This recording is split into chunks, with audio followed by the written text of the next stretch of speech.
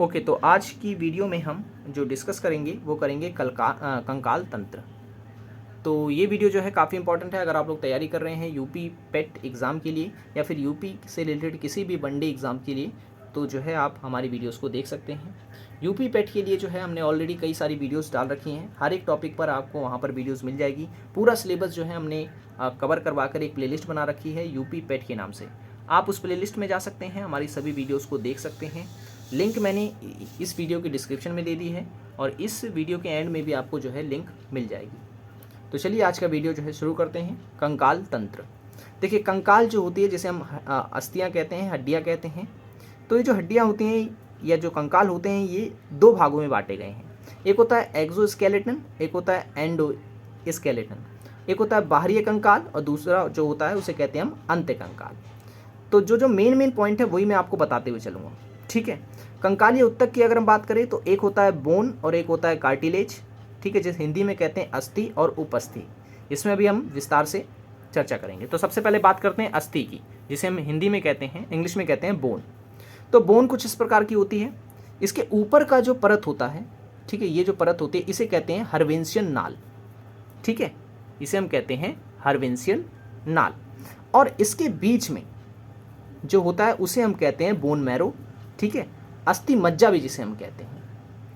और बीच में जो ये भाग होता है इसे कहते हैं पित्त अस्थि मज्जा। बीच का अस्थि के यानी हड्डी के जो बीच का मैरो होता है उसे हम कहते हैं पित्त अस्थि मज्जा, ठीक है। और जो किनारे किनारे का है इसे हम कहते हैं लाल अस्थि मज्जा, ठीक है, लाल अस्थि मज्जा। और इसी में ही जो है आरबीसी का निर्माण होता है।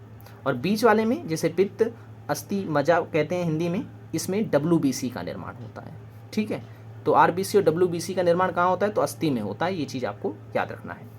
मानव शरीर में कितनी हड्डियाँ होती हैं? तो 206 हड्डियाँ होती हैं। लेकिन जब कोई शिशु होता है या कोई बच्चा जब होता है तो उसमें जो है हड्डियों की संख्या 300 से अधिक होती है।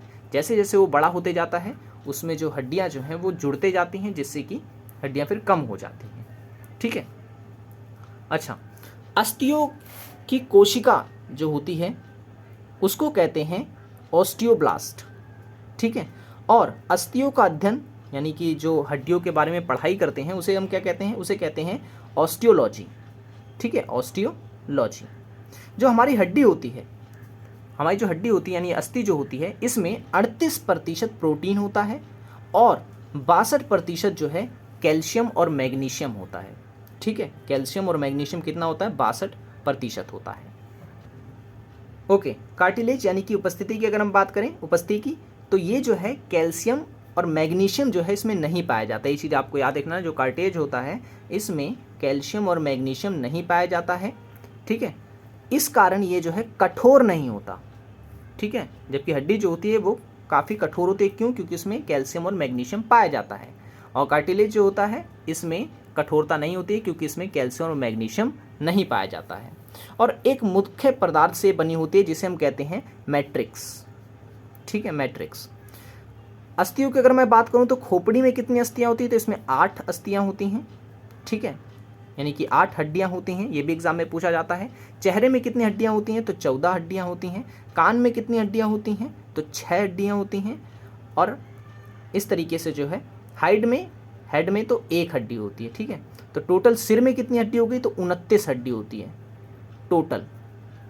और हमारे शरीर की जो सबसे कोमल हड्डी है वो हमारी कान की हड्डी होती है जिसे स्टेपीज कहते हैं, ठीक है ना। स्टेपीज सबसे मुलायम हड्डी हमारे शरीर की होती है। और अगर पूछे सबसे बड़ी हड्डी कहाँ की होती है, तो हमारी सबसे बड़ी हड्डी हमारे शरीर की होती है फीमर, जो कि जांघ की हड्डी हमारी होती है, ठीक है। ये आपको याद रखना है। अच्छा, लिगामेंट आपको पता होना चाहिए। लिगामेंट जो होता है ये हमारी हड्डियों को जोड़ने का काम करता है, ठीक है। लिगामेंट क्या होता है? ये हमारी हड्डियों को जोड़ने का काम करता है। ये हमारी पसलियाँ होती हैं सर के नीचे की जितनी भी दिखती हैं, टोटल 24 होती हैं।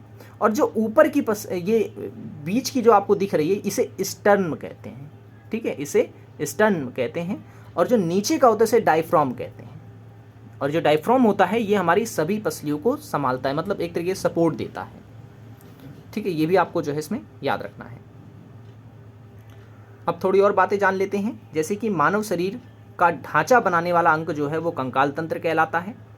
और क्या काम होता है हमारे शरीर का, शरीर में जो कंकाल होते हैं, जो हड्डियाँ वगैरह होती हैं, इनका क्या काम होता है हमारे शरीर में, तो याद रखना है आपको, ये हमारे शरीर को जो है निश्चित आकार प्रदान करती है, शरीर को सहारा देती है, कोमल अंगों की रक्षा करती है, ठीक है, और कंकाल में मज्जा गुहा वसा एकत्रित करने का काम करती है, ठीक है, यानी जो फैट वगैरह होता है उसको कलेक्ट करने का काम करती है।